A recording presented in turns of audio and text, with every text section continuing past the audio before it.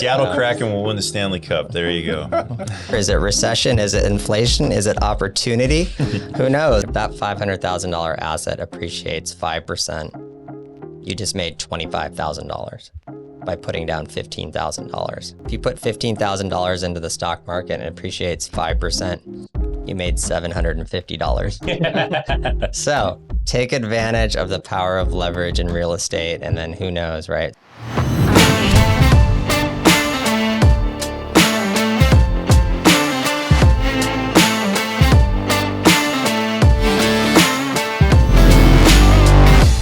What's up, everybody? Here we are, our first show of the year. Welcome to another episode of the Seattle Living and Wealth Building Podcast.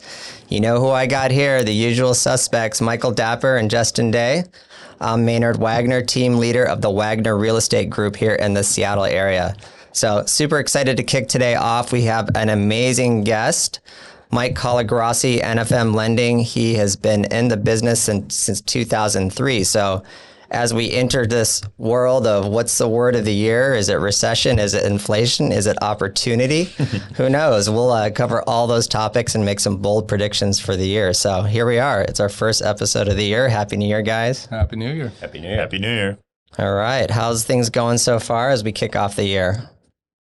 I would say great. I mean, on a personal level, I think it's nice to get past the holidays, even though holidays are great. But I always feel like some momentum coming in the beginning of the year. And I think with the way that the markets have been, buyers now are feeling that kind of relaxed, some clarity around what's going on in the market, feeling more comfortable to take some steps moving forward. Yeah. And for me, I think, we are seeing a little bit more buyer activity as we get through the start of the year. And I think a large part of that has to do with the fact that people are more used to what mortgage rates have done over the last 8 months or so, or I guess really the last year. Yeah, I mean, we've seen a higher level of acceptance of where the market is today versus where we were just 30 days ago. For sure. Ago. Yeah, absolutely. So. And I mean, acceptance comes with also seeing maybe the top of what those rates looked like. So I just think we're seeing a lot more buyer activity than we were seeing, in December, especially. And, I think we're lucky enough to help some people out so far this year already.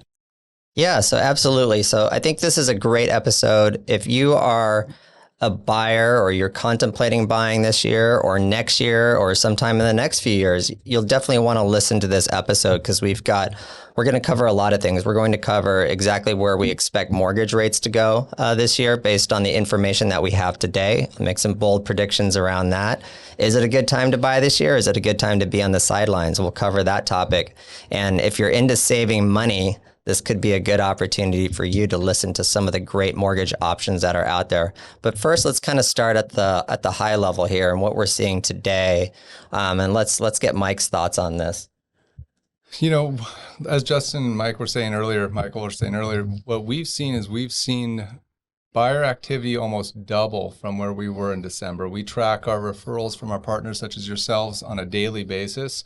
And just from the beginning of January to today, we've already exceeded the amount of referrals that we received in the entire month of December. Wow. So for that's huge. I mean, it's just a big indicator for us because that's our canary in the coal mine with regards to where things are going to be potentially in 3 or 4 months down the road.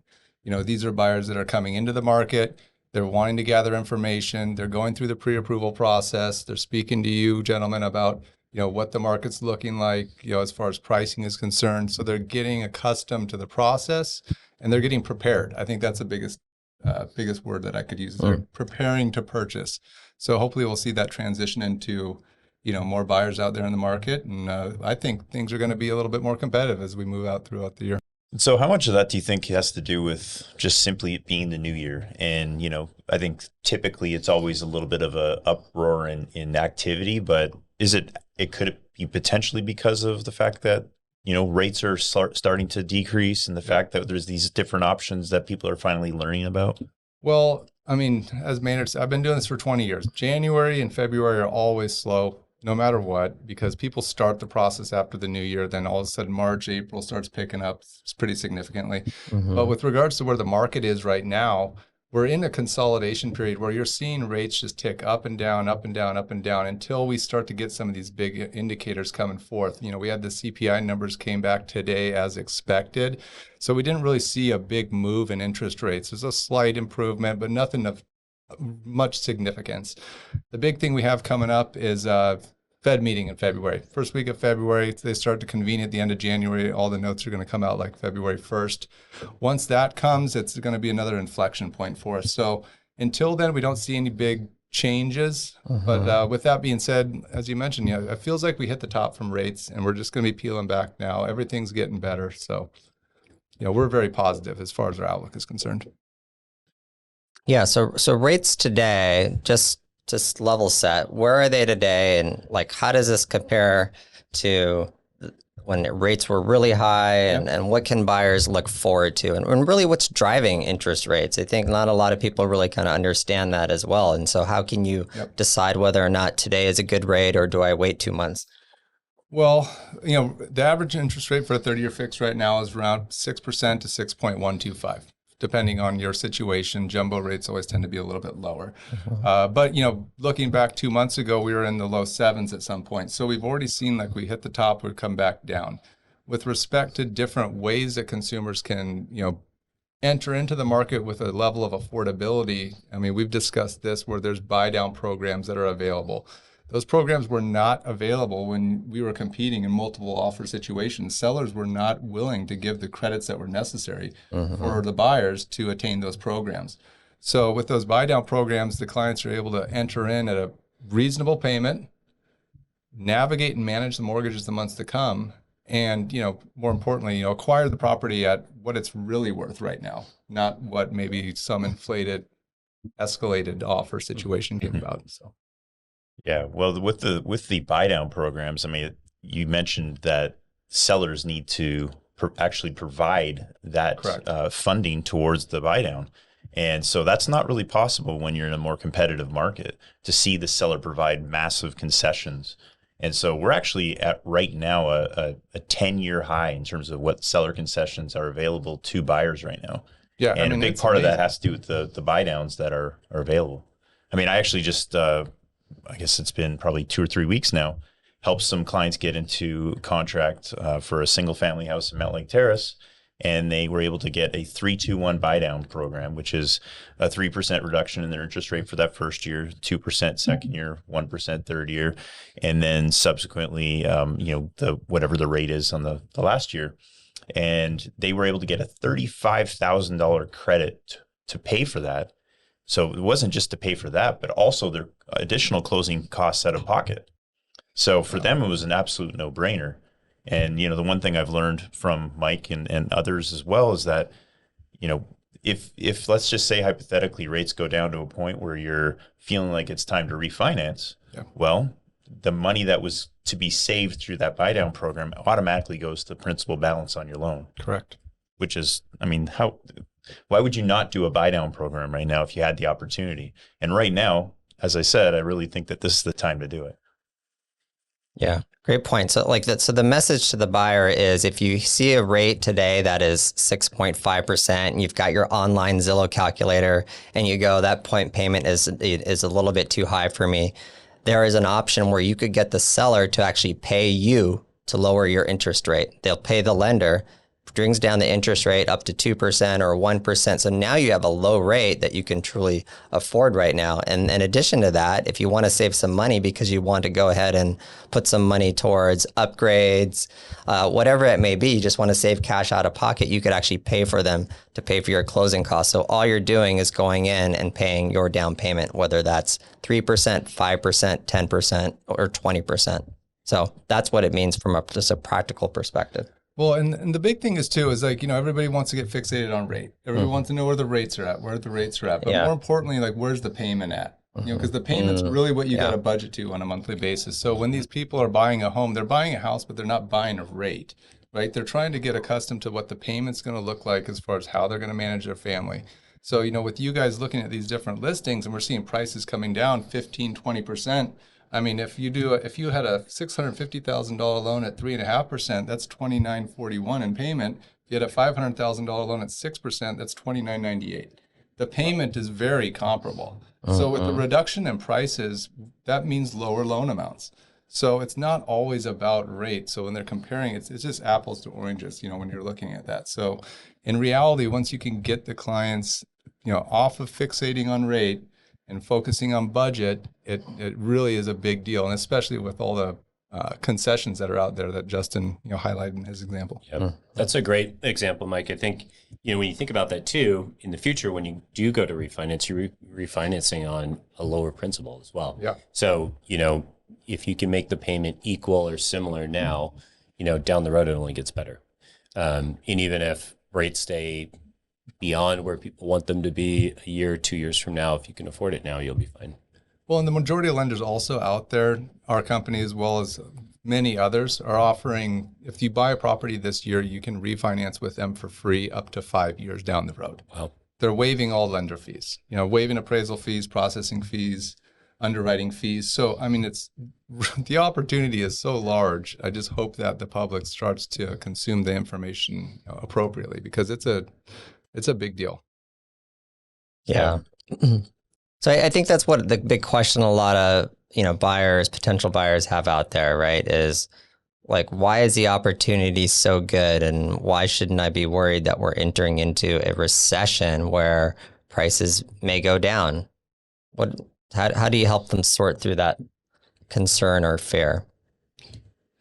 I think there's a lot of different opinions about what's going to happen out there. And, we actually just were talking about this in our one of our meetings the other day about understanding why people have the opinions that they have, and really trying to unpeel what that looks like. Because some people do think that we're going to continue to see prices go down, but it's very factual that supply and demand says that if there's an abundance of demand and a lack of supply, well, prices are going to go up, and vice versa. Well, right now we've been in a situation where demand has completely dropped through the floor, and there's been not really a lot of supply, but it's significantly more supply than we were seeing. Well, that supply is not really increasing, and it's not going to increase substantially, because, let's pull the cat out of the bag here. We're in a housing shortage. We're in a housing crisis, and that's not going to change. And so at the end of the day, with the buyer demand likely to go up, we are going to enter into a situation that's a little bit more challenging for buyers as time goes on. So, yeah, I think the number one thing that I, try to address when somebody has concerns about a recession is, well, what would that mean for them? So really, what business are you in, and how comfortable are you in that job? What is your future plans? What is the risk that you might be taking on in a recession, depending on how significant that recession is? So for some people, if they're a year at their job, or they're in tech and they don't have they haven't been there very long, maybe they're concerned. Well, that's one situation, but there's some people that won't be as affected. So, it really depends on the client's specific situation. I think the word recession is scary. And we were talking about this before, but, it is temporary. It's a recessionary period. It doesn't mean that this is going to stick forever. And interestingly enough, I think people see housing prices go down, and that gives them concern for, some good reason. But it's odd that almost if housing prices were going up, even as interest rates kind of remain at a higher level in comparison, that would make them feel better somehow. It's like if everybody else is doing it and racing to the market, then they feel comfortable. So I think it's our job to make them understand that people are buying and selling houses every day. As one of the greatest investors of all time says, and I've said this before on this podcast, be fearful when others are greedy, and be greedy when others are fearful. And, we're in that market right now. People are, not really sure about what they should be doing because the mass is not doing the same thing. Mm-hmm. But the amount of investors that are looking at this market right now and saying, they're just licking their chops, and they're saying like, wow, there's a ton of opportunities, and they're buying those places. I just think that we're going to eventually see that transition where the mass kind of comes back into the market as well. But right now it's not really the case. Yeah, and we talked about this the other day with respect to like comparing markets. Like, what does our market look like in respect to prior markets? And when we come out of the subprime crisis, we went through that. We saw what happened. We saw significant decreases in prices, and then we saw things start to stabilize, and people started entering back into the market in 2012. Those people that bought in 2012 are sitting on a nest egg right now of equity in their properties. Yeah. So if you start to look back and say like, okay, well, this isn't the first time prices have gone down. What happened the last time that they went down? And then what happened the years, following that? So with that respect, if you can start to educate the clients trust us, they trust you, that creates the triangle of trust that we've talked about that, allows them the confidence to actually make that decision. Because I think that's a lot of the reason why people out there are apprehensive is they don't maybe necessarily trust the information that they're digesting. Because if they truly trusted the people that they were listening to, whether it be their financial advisor, their real estate agent, their mortgage professional, they're going to take that guidance and value it and then make a really intelligent decision based off of it. So, finding the right people to work with is, I think, the biggest deal as far as when people are looking right now. Yeah, and that brings up a great point because back in the last recession where people want to, worry about housing prices crashing further, during that last recession, as we started to come out of it, nobody really predicted that we were coming out of it. Nobody predicted, hey, this is the right time to buy. Prices are going to go up, so get in now. Because if that was a prediction, then it would be so easy to just time the real estate market, right? So I think it just really depends on your personal situation. Can you afford the payment? Getting back to, is this something I can afford? Do I intend to be in the home for a long period of time? Long period of time, meaning 4 or 5 years, right, to truly ride out any ups and downs. And who knows, you may be sitting on a big nest egg of positive equity because you got in towards the bottom of the market. So it's things to consider, right? It's hard. It's definitely a hard decision to make. But I think once you kind of sort through it and get rid of the headlines and start to look at the data, what we're seeing today is that we're seeing some pretty active buyers re-entering the marketplace. We're seeing inflation go down. We're seeing mortgage rates go down. And at some point, people will all jump back into the market. We're already seeing differences where homes that could have probably been negotiated down further $100,000 in the beginning of December suddenly have a bidding war. That same exact home that the seller was willing to take $100,000 less ended up having 2 buyers competing for that same property. Right? Well, that's how exactly. quickly things can change. That's not predictable. Yeah. I'm in that situation right now. I've got There you go. On a property that's been on the market for 63 days. And lucky us, day 63, there's two of us fighting for it. So, it's well advertised. It's been out there. But, I think this new period, people are starting to kind of grasp this situation and really get excited about it. Yeah. When we're talking about wealth building, though, I mean, the wealth building part of our podcast, I mean, the idea that prices in certain areas have decreased as far as they have, I mean, let's just talk numbers, but like the Seattle area has city of Seattle has decreased roughly 12 to 15% from the absolute peak high that we were seeing back in April and May. And the east side, parts of it are seeing upwards of 30, 35% decreases. Wow. In areas That's like a lot. Exactly. Crazy. Kirkland, Bothell, and so Incredible. with those areas, seeing those corrections, I guess you could say, I mean, that depreciation turns into nothing but a boon for people who take advantage of this type of market. I mean, yes, of course, we're talking about affordability. We're talking about mortgage payments, the monthly payment. That's a big part of it. But for anyone who's looking to actually use real estate as a wealth builder, this is the time to buy. Do whatever you can to get into this market because prices have gone down to a point where, they're kind of more in tune with where we were back in the beginning of 2021 or middle of 2021. So we've seen some pretty significant corrections. I mean, that's the biggest opportunity that we've identified is exactly what you said, investors and first-time home buyers. Mm-hmm. I mean, we love working with first-time home buyers and we love working with investors because we're helping people get into homes, we're helping investors make money. But the middle tier, I think, is where we're not seeing any movement. We're not seeing any of those there's no buy-ups, right? Because the person's stuck at 3.5 on the rate and now their property value's gone down.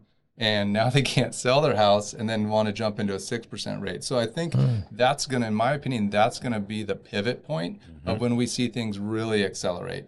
From a standpoint of once we can get those move up buyers to actually be able to break even or have maybe even make a little bit of money on the resale of their existing property so they can move up or relocate, as their family expands. I mean, I think that's crucial. And I think that's going to happen when we see rates get into the low 5s, upper 4s, is my opinion. Bang on. Yeah. And you're referring to, that's kind of on a short-term basis, because if we still look at what most home prices were compared to like 13, 14 months ago, they are positive. They are up in most areas. Yes, yeah. And if you bought, right after the the pandemic, you're sitting pretty as well too. So I think a lot of things. That's the thing about real estate, right? Nobody predicted the spike that happened in prices, and nobody predicted this drop. But we can tell you is over 5 years, it all normalizes and becomes an asset that you can depend upon. Now, I mean, I couldn't go into a bank and say, hey, I'd like to buy this $500,000 of crypto for $50,000. Would that be okay? I'm going to borrow the $450 on the crypto. Would that be okay? No, this is why buying real estate is a safe investment, because it's backed by an asset that's not going anywhere. There are bricks, there are mortar, there's wood, it's a house, it's a building. So keep that in mind. You're buying an asset that is not going to go away unless it gets, torn down and built into a newer asset, but that would be your choice if you owned it. But if you say to Mike, hey, Mike, I want to borrow $450,000 to buy a $500,000 place. Done. OPM. We use the term OPM, other people's money. PM, yeah, right? And you don't even need that much. You need 3% conventional. And sometimes 0%. Sometimes zero. Great. Big opportunity. Well, I know that I wish that I had cash right now, because I would definitely be buying a property. I don't know about you guys, but definitely be looking hard. Yeah, for sure. Trying to figure out what that great opportunity is. And again, who knows how long it's going to last. For sure. So a lot of buyers, we're talking about the market, right? We've shared some stories about, why it could be a huge opportunity, a great time to buy right now for you if it's right for your personal situation. Let's talk about how a buyer makes that decision and sets themselves up for success, either to, prepare to buy this year. How do they go about choosing a lender? Maybe we can start there. How do they go about choosing a lender? Right? It's a big question. There's a lot of lenders out there. I mean, is there really a choice? Once you dig,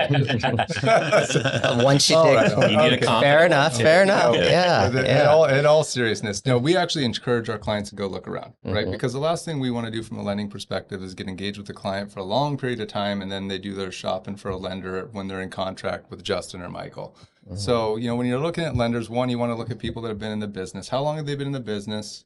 How many transactions have they done? Are they obviously licensed? You can look up their licensing information online. We always supply our customer testimonials, client reviews. I mean, there's a multitude of online tools that clients can go to and see how quality of the lender is. That's the biggest thing, is people will focus in on rate, right? They just go, what's the rates at? What's the rates at? Well, are you comfortable in having the opportunity to potentially lose your earnest money? So who you work with does matter. Just as your real estate agent, who you represent, to sell your house, that's going to be a big deal. Fees will obviously come into standards play. You're going to see people with underwriting fees, processing fees. Interest rates are going to move. But at the end of the day, it's who do you trust to get the loan done, get it done on time, because 65% of the borrowers that close on a mortgage are unsatisfied with the lending process. Wow, that is a high number, so 65%. So we use that stat when we're talking to our clients and letting them know, like, listen, this is really the reality of the situation and how people feel when they come out of the process. We want to put you into the 35% that are happy. And that's our goal, right? Is to close on time, make sure the payment's comfortable, affordable, and, at the end of the day, have them introduce us to everybody that they know. So yeah, that makes sense. Okay. So when you're talking about reviews, right? That's kind of factual evidence that shows what the experience of lenders, but what are the items that they should be considering are important, when it comes to the loan process? You mentioned closing on time, losing earnest money. Where does the process suck for a buyer? Yeah, 100%. It's communication. It's accessibility. It's accessibility. and it's communication. You know, buyers, just as real estate agents, you get frustrated when you can't reach the lender, when you can't get the information that you need, when you feel like you're being neglected. You know, so in some instances, you know, some lenders like myself will work evenings. We'll work on the weekends. You know, that's when business ultimately gets done. You know, not everybody sits in front of a computer all day and just can respond to emails right away. Sometimes they're out there holding a sign. You know, sometimes they're out there working in the rain. You know, they're going to be doing business for them after hours, you know, 5 o'clock to 9 o'clock, or on the weekends when they have time off. So Like you mean part-time lenders? Is that what you're kind of referring to? Or, or a bank. or a bank? You know, banks, Oh, got it. Banks close at 5 o'clock. Yeah, The whistle yeah. blows, right? They're not working on Saturday or Sunday. You know, so when you're looking at there's pros and cons to everybody. So it might be, you know, they might be a little bit better on a pricing standpoint from a rate, but you know, do you feel comfortable in working with them if you can't reach them from 5 o'clock until 9 o'clock the next morning, or I see what you're saying. Saturday Yeah. or Sunday, right? When you guys might be in a competitive situation like Michael was saying, when you need answers on Saturday because you got to submit this offer because it's going to expire at midnight, you know, and your client needs to be reassured that if the offer is submitted, you know, the terms are going to be, he or she's going to be comfortable with them.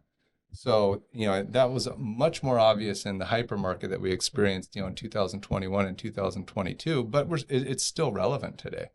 So, you know, being comfortable with the buyers, accessibility, you know, the knowledge that's put forth is a big thing, but accessibility is huge, in my opinion. Well, I think too, it's important to mention that not all banks and lenders have the same programs that you're able to utilize, these seller buy downs and stuff. You know, I think if you just go online and you shop, I mean, when I got started, I had a client work with an online lender, and it was just a total nightmare. Never do it again, ever. And It's not your choice always, Michael. it wasn't. I recommend it. I strongly encouraged her against it because I was told by someone wiser than me, I think it was you, that was not a good strategy for success. But we ended up getting around it, but we had to switch out. So, you know, I think it's a decision that I think a lot of clients don't put enough thought into, frankly, you know, choosing the lender. Well, and when we're speaking to clients too, we really mention, you know, our reputation is, this is what we do. This is how we feed our families. This is the profession that we've chosen to be in for 2 decades.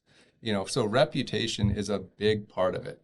So, you know, the last thing when we're working with clients, we're not only representing them, we're representing, you know, you gentlemen, for example. Something goes wrong in that transaction, client loses earnest money, closes late. It's a reflection on you. You introduced them to us.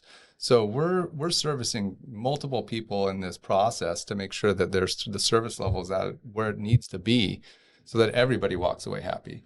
And you know, I won't name a bank, but a big banker guy, they honestly don't care if it closes on time or not. Is anybody going to lose their job because a loan closes 2 days late at, you know, big financial institution? Yeah, I always speak to people about the different types of lenders and really break it down to there's 3 different kinds.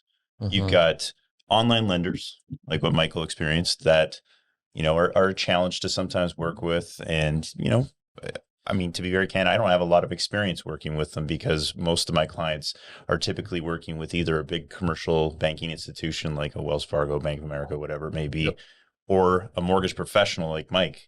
And you know, I think the main difference that I always explain to people is that the bank has just loads of bureaucracy, and there's so many different layers that, you know, communication needs to go through, and underwriting is in St. Louis instead of, you know, local or whatever it may be. There's so many different things that can slow up the process, break down the communication. And, you know, to your point, it's not always about rate. Rate is important, obviously. Very important. But at the end of the day, you know, when we have, it's the circle or the triangle of trust that we were talking about, right? I mean, if I'm trusting of the lender and the lender's trusting of me, well, then, you know, it's kind of a nice symbiotic relationship. I almost got it. I mean, but you know what I mean. Like, if you trust Justin and Justin trusts me, then you can trust me too. There you go. It's triangle of trust. But it's true though, because I mean, you know, I can't tell you how many times we've been in situations where a challenge comes up, and working with the right lender makes it that much easier to navigate through that challenge versus, you know, potentially losing your earnest money or potentially, you know, having the deal fall apart completely. Yeah. I think a lot of like buyers can relate this to, you need a really good team in place to, get you to the finish line, or you need a good team in place, right, to complete that project that you're working on at work. And then when you have a bad team member who's not communicating, who's not holding their weight, that's where things can go wrong. So for us, we've got several lenders that we partner with, and it's just because they're proven. We know we can depend on them. We know they can provide great service, and they close on time and provide good customer service. I think one thing that buyers should be aware of, which they may not know, is that there's no financial relationship between the two. I've had some questions brought up. Someone brought it up to me today, like, "Oh, do you work with that lender because they kick you back some money?" So completely illegal. So it's not at all an incentive or something that we consider when we decide which lender to recommend. At the end of the day, it's your choice as a buyer. We're just trying to set you up for success. We're always going to recommend working with the people that we trust and that we know are going to do a great job, period. Yeah. So, Mike, one of the things that you mentioned is that you're seeing people come to you and getting prepared for this year. So what does that conversation look like when somebody calls you? Because sometimes, we introduce the lender, but sometimes clients go talk to the lender first. So, in the past, lenders oftentimes would, being prepared means you're completing the mortgage application, lenders pulling in a full credit report, or reconciling income, reconciling assets, and that type of thing, right? Right now, we've seen a little bit of apprehension from a standpoint. People are putting their hands up and saying, "I don't want you to pull my credit." Yeah. Right? Yeah. I don't want a credit inquiry. Well, we've solved that as well as other lenders. We're not the only people doing this, but we now can institute what's called a soft pull on credit. So we can still go through the reconciliation of all their income, all their assets, do all the necessary verifications that we need, and we pull in what's called a soft pull on credit. What that means is it's not going to hit as an inquiry on the client's credit report, so they're not going to have to worry about their score getting dinged or anything like that. It removes the apprehension of completing the application to allow us to do the majority of our work, which is really dialing in the income and verifying it with the employers and getting that buttoned up. But it does just do one thing. It just gives us one of the 3 credit scores. So usually, we're working off of Experian, Equifax, and TransUnion, and all lenders are going to take the middle score for qualification purposes. Soft pulls only give us 1 score. So it gets us about 90% of the way to the finish line, but it gives us enough data and enough capabilities to have them prepared. So when that house does come, we are literally just clicking a button, pulling in the full credit report. It will hit their credit at that point in time, but then we can issue the pre-approval, structure the estimate, get it out to you guys, and then the offer's going forth. So that would be an example of getting prepared, and because it allows us the ability to, prepare different estimates so they can determine affordability, comfortability with payments. We can show them the different programs that we've been discussing, 3-2-1, 2-1 buy down programs, how they compare to a standard mortgage, but they're not fully technically committing because we're not pulling in the full credit report.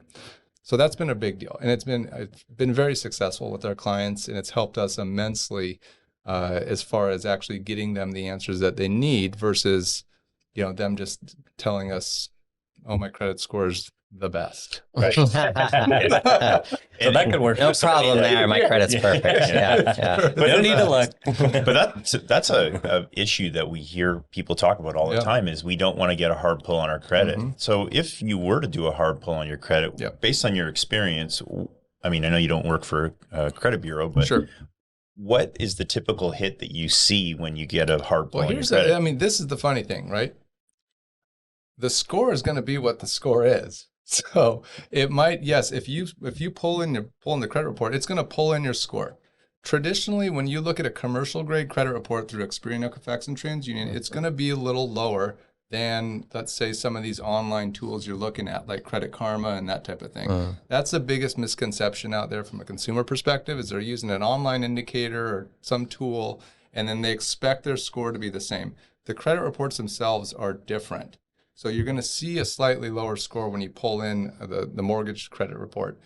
With regards to the impact on scores, I mean, I'll throw a number out there. I'll say it usually hits you between 2 and 6 points or something like that. Oh, wow, that's a lot lower. So that's what I've heard. It's not dramatically. What happens is the more you pull it, the more it's going to impact it, right? So there is a law in place right now, and don't quote me on this, but I believe you can get your credit report pulled multiple times within a 10 business day period from the initial report, and then it's not going to hit your credit because that allows the client to go out and shop.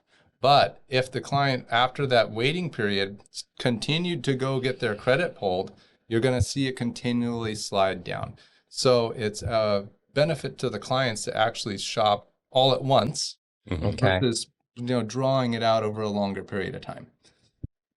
So yeah, that's a big piece of advice. I think that's a huge improvement to the whole mortgage approval process, being able to do a soft pull. yeah, it's been wonderful. So that's perfect for somebody that maybe they're going to buy within 3 months. Sure. Maybe they're going to buy within a year. Yeah. But if they're kind of not sure or waiting for the right house, they could start that process with the soft pull, have zero impact there, and then they're ready to go. And the business reason behind it is that a credit report will expire after 120 days. Mm-hmm.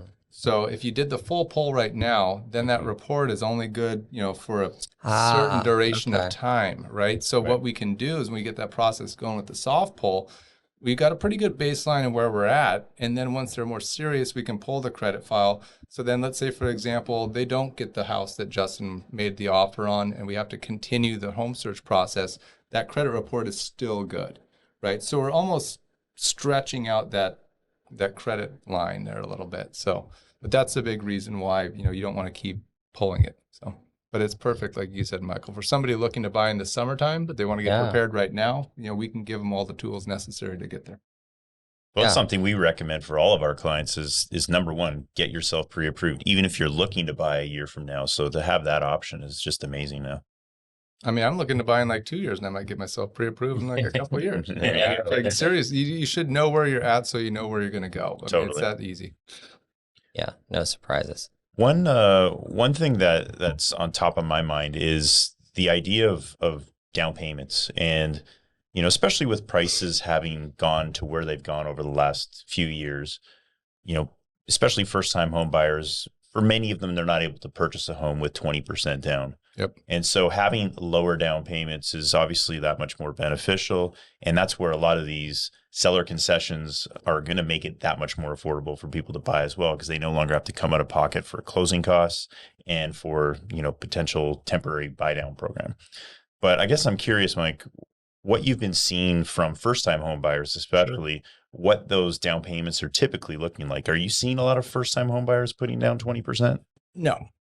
I mean, not in our market with the price points of where they're at. They're putting down, of course, we have access to down payment assistance programs where clients actually can put down 0%.